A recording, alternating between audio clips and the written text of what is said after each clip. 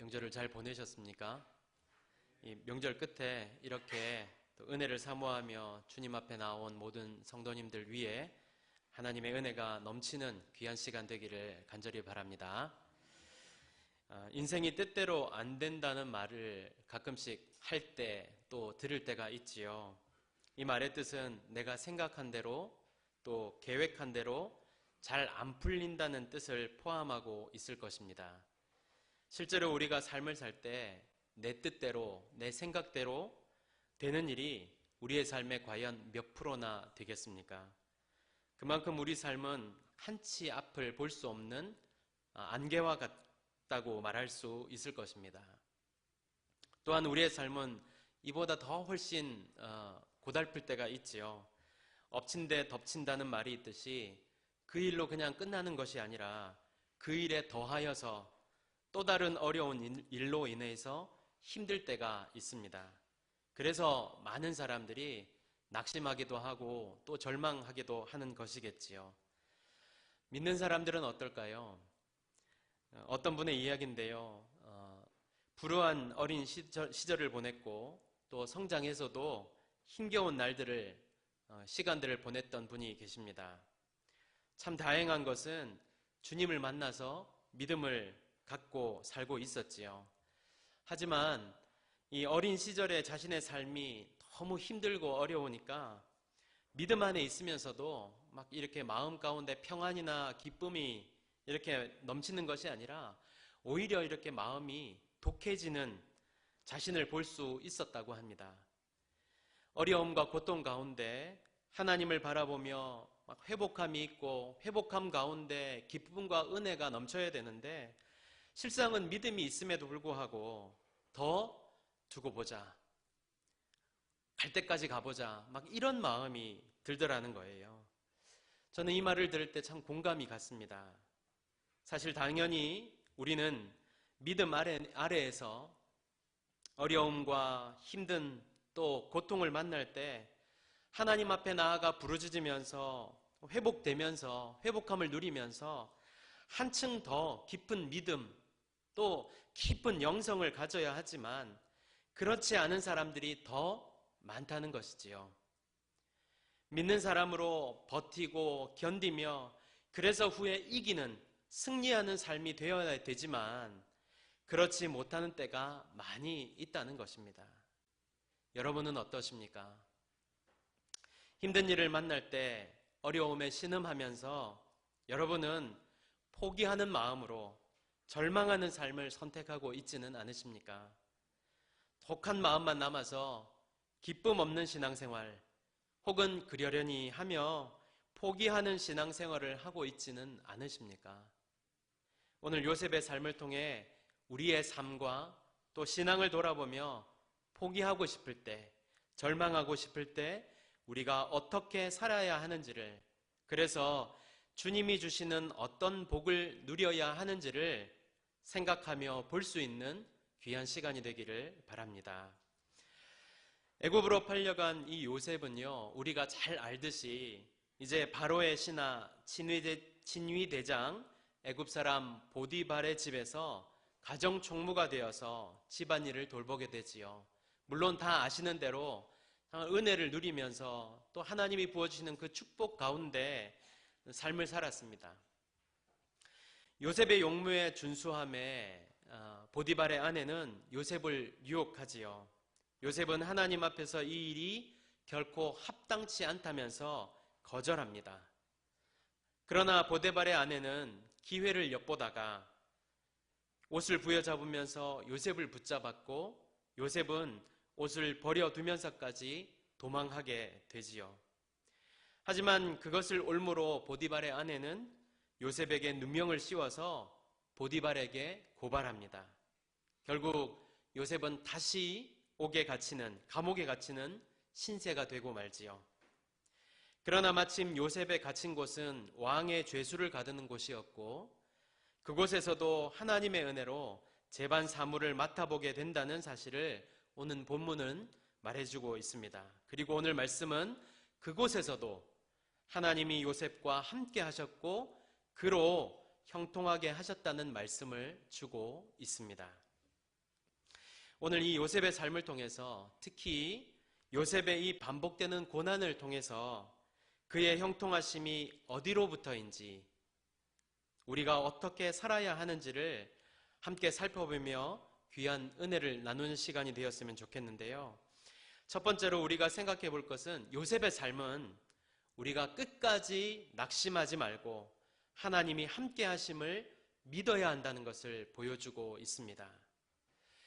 모래 위의 발자국이라는 이야기를 혹은 애니메이션을 아시지요? 어떤 사람이 예수님과 함께 모래 위를 걸어가는 꿈을 꾸는데 너무나 다정히 그리고 사랑스럽게 예수님과 함께 걸었습니다. 그런데 한참을 가다가 뒤를 돌아보니까 가끔은 모래 위에 두 사람의 발자국이 있는 것이 아니라 한 사람의 발자국만 있다는 것을 알게 되지요. 그래서 예수님께, 예수님, 저와 늘 함께 하신다고 하시지 않으셨습니까? 그런데 제가 가장 주님을 필요로 했던 그 시간에 왜 혼자 걷게 두셨습니까? 라고 질문을 합니다. 그때 예수님은 너의 고난과 시련의 시간에 발자국이 하나만 보인 것은 내가 너를 업고 갔기 때문이다 라고 말씀합니다. 인생 참 만만한 일이 없듯이 요셉의 삶을 보면 더 그런 것 같습니다. 비록 형들에 의해서 팔려가는 신세가 되고 노예가 되고 종이 되었고, 또 노예로 팔려간 그곳에서 이제 조금 인정받으면서 살만하니까 주인의 아내가 집요하게 유혹을 하지요. 그것을 뿌리치면서까지 하나님 앞에서 좀 잘 살아보려고 했던 요셉은 누명을 쓰고 다시 옥에 갇히는 신세가 되고 맙니다. 이런 사건을 쭉 이렇게 살펴보면, 이런 어려움 속에서 요셉의 삶을 자세히 살펴보면 단 한 번도 원망하거나 낙심하였다는 기록이 없다는 것을 보게 됩니다. 우리 같았으면 어땠습니까? 나 같으면 어땠을까라는 생각을 하게 됩니다. 조금만 중요하게 생각되는 것, 그래서 이건 꼭 되었으면 좋겠다고 생각하는 것, 혹은 이 일은 성사되어야 된다고 생각하는 것이나 이번 시험은 꼭 합격해야 된다고 생각하는 것이 안 될 때를 생각해 보면 됩니다. 우리가 어떻게 하지요? 하나님, 왜 나한테 이러십니까? 이거 해주시면 안 됩니까? 이것만이라도 좀 들어주시면 안 됩니까? 자꾸 이러면 저 교회 떠납니다 라는 이런 협박을 하지 않으십니까? 말 그대로 우리는 일희일비하면서 너무 양은 냄비처럼 삽니다. 금방 끓었다가 또 금방 식어져 버리는 그런 신앙생활을 반복하면서 살지요. 그 냄비에 인스턴트 라면은 맛있을지 모르겠지만 구수한 곰국은 끓일 수 없습니다.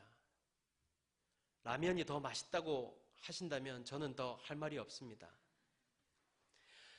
왜 그럴까요? 너무 얇고 너무 쉽게 식고 또 너무 깊지 않기 때문입니다. 우리가 그런 신앙으로 살아서 되겠습니까? 원망은요, 우리를 사로잡아 죄 아래로 빠지게 할 뿐만 아니라 그 원망함으로 말미암아 주님이 주시는 은혜를 더 이상 누릴 수 없게 합니다. 우리는 무엇보다 원망하는 자리에서 속히 벗어나야 합니다. 그 자리에서 벗어나야 하나님이 내게 어떤 일을 하고 계신지를 알 수 있게 되는 것입니다. 여기 계신 모든 분들이 원망하는 자리에서 벗어나 감사하는 자리로 나아가게 되기를 간절히 바랍니다. 그래서 하나님이 내게 하시는, 우리에게 하시는 놀라운 일들을 볼 수 있게 되기를 간절히 바랍니다. 성경은요, 하나님께서 요셉과 어떻게 함께 하셨는지를 기록하고 있진 않지만, 만약 그에게 다른 노예들과 같은 모습과 행함을 가졌더라면 아무리 그가 용모가 빼어나서 주인에게 잘 보인다 한들 이처럼 형통한 복은 누리지 못했을 것입니다. 그렇다면 하나님이 함께 하신다는 전제는요, 요셉이 다른 노예들과는 다른 모습을 그리고 행함을 가졌다는 짐작이 가능하게 합니다.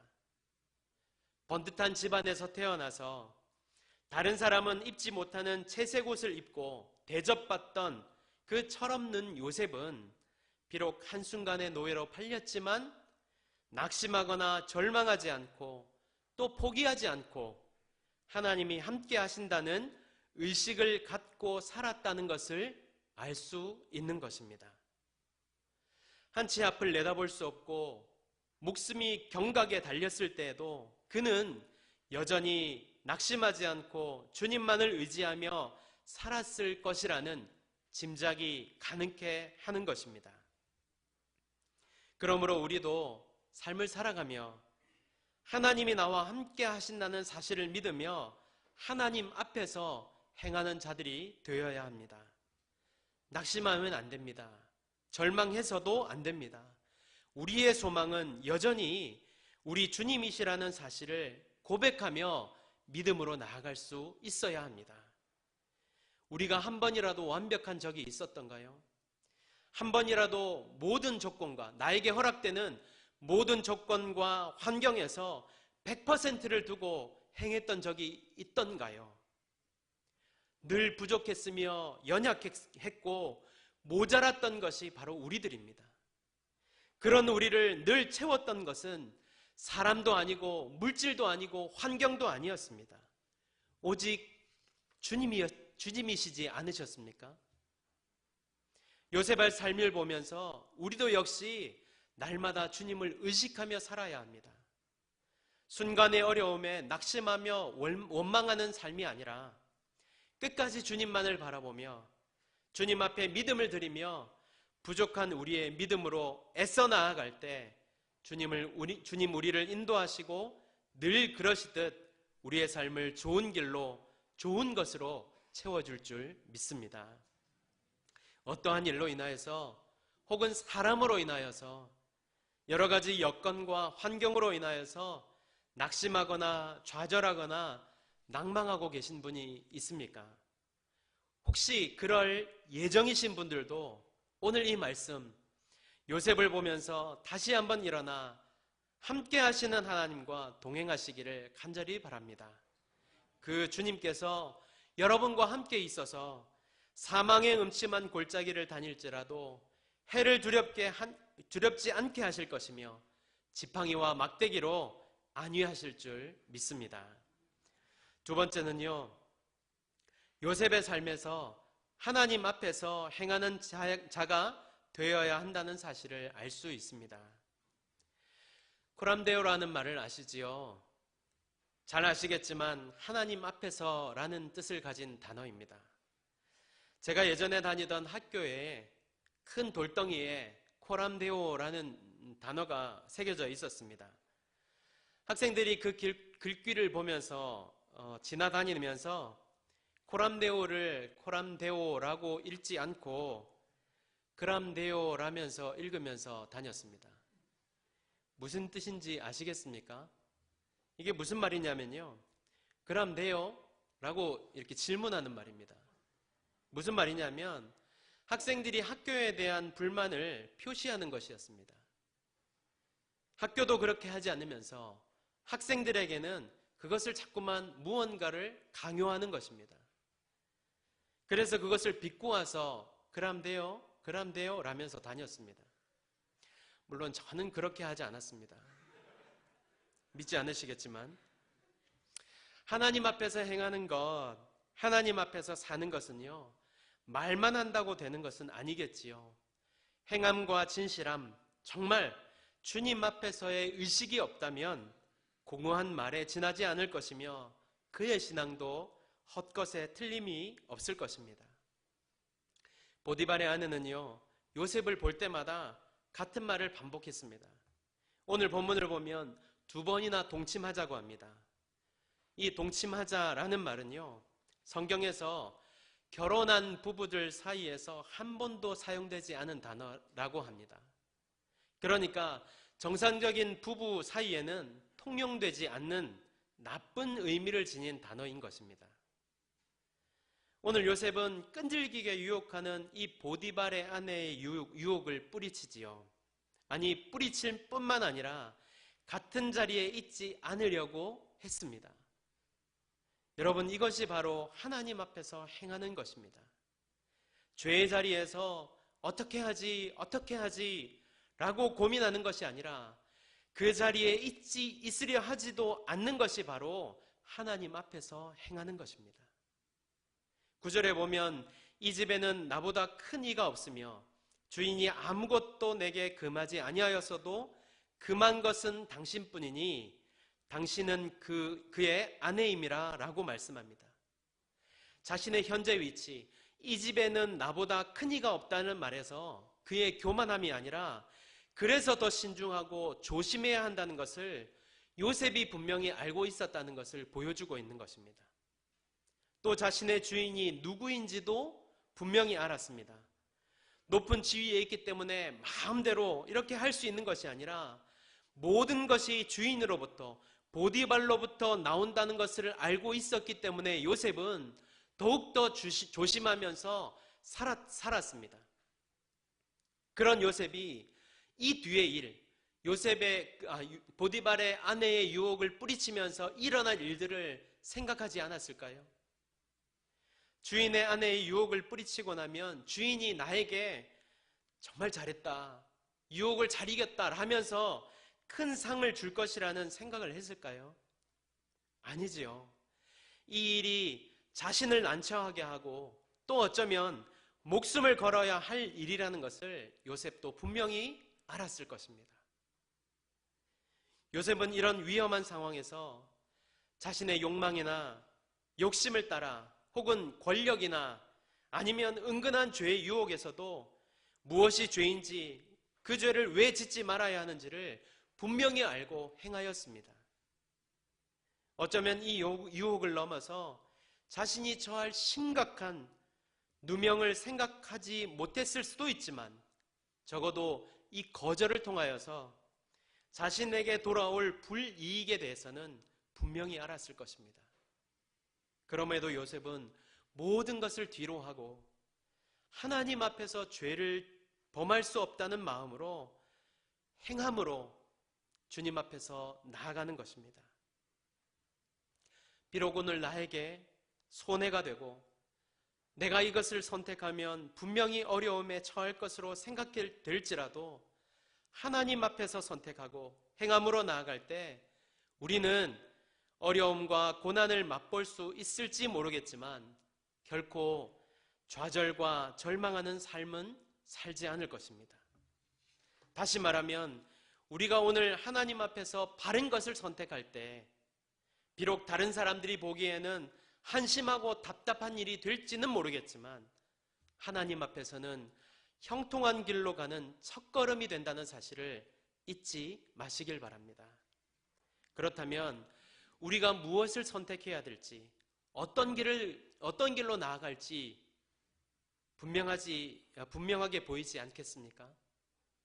특히 여기서 요셉의 행동을 주목해서 본다면 보디발의 아내가 요셉의 옷을 붙잡았을 때 요셉은 자기의 옷을 그 여인의 손에 버려두고 밖으로 나갔다고 했습니다. 요셉은 하나님 앞에서 죄를 짓지 않기 위해서 죽기를 각오하고 도망하여 나왔던 것입니다. 그 사실을 알 수 있는 것입니다. 주님을 사랑하여 그 앞에서 행하기를 원하는, 그리고 살기를 원하는 여러분, 우리의 모든 것은 하나님의 눈앞에 있고 우리는 그 앞에서 행하는 자들이 되어야 한다는 사실을 잊지 마시길 바랍니다. 우리들이 행하는 모든 일, 특히 숨은 죄악도 결코 하나님 앞에서는 결코 숨길 수 없다는 사실을 잊어서는 안 됩니다. 오늘 언론을 통해서 지금 사회 전반에 명망 있는 있었던 사람들의 그 부끄러운 일들이 드러나고 있지는 않습니까? 대중들은 그들을 향해 손가락질하면서 비판합니다. 그들은 그 일들이 숨겨질 줄 알고 혹은 숨길 수 있을 것이라고 생각했겠지요. 하지만 언론이나 대중 앞에 숨어서 했던 그 부끄러운 일들이 지금 다 드러나고 있지 않습니까? 우리는 언론이나 대중과는 비교할 수 없는 하나님 앞에서 행하는 사람들입니다. 하나님 앞에서는 감출 것도 없고 숨길 것도 없습니다. 숨겨질 것도 없습니다. 이 사실을 잊지 말고 항상 주님 앞에서만 행하시는 우리 모두가 되시기를 바랍니다. 시편 90편 8절을 보면 주께서 우리의 죄악을 주의 앞에 놓으시며 우리의 은밀한 죄를 주의 얼굴빛 가운데 두셨사오니라 라고 말씀하고 있습니다. 또 에스겔서 11장 5절에서는 여호와의 영이 내게 임하여 이르시되 너는 말하기를 여호와의 말씀에 이스라엘 족속아 너희가 이렇게 말하였도다. 너희 마음에서 일어나는 것을 내가 다 아노라. 마태복음 9장 26절을 보면 그런즉 그들을 두려워하지 말라. 감추인 것이 드러나지 않을 것이 없고 숨은 것이 알려지지 않을 것이 없느니라고 말씀하고 있습니다. 주님 앞에 숨겨질 것이 있겠습니까? 무엇을 감추며 살 수 있겠습니까? 그러므로 항상 주님 앞에 행하며 주님이 기뻐하시는 것을 선택하며 사는 성도들이 되어야 할 줄 믿습니다. 오늘 요셉과 같이 우리도 하나님 앞에서 행할 때 죄를 멀리할 뿐만 아니라 하나님이 원하시는 길을 선택하며 주님이 기뻐하시는 삶을 살게 될 줄 믿습니다. 그러므로 우리 모두가 요셉과 같이 하나님 앞에서 행하는 성도들이 되시기를 바랍니다.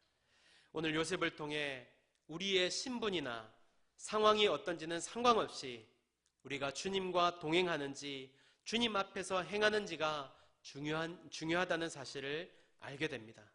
그러므로 어떤 상황에서도 주님과 동행하며 주님 앞에서 행하는 믿음의 사람들이 되시기를 간절히 바랍니다. 이 믿음으로 행할 때 우리가 주님이 주시는 형통의 복을 받으며 살게 될 줄 믿습니다. 기도하겠습니다.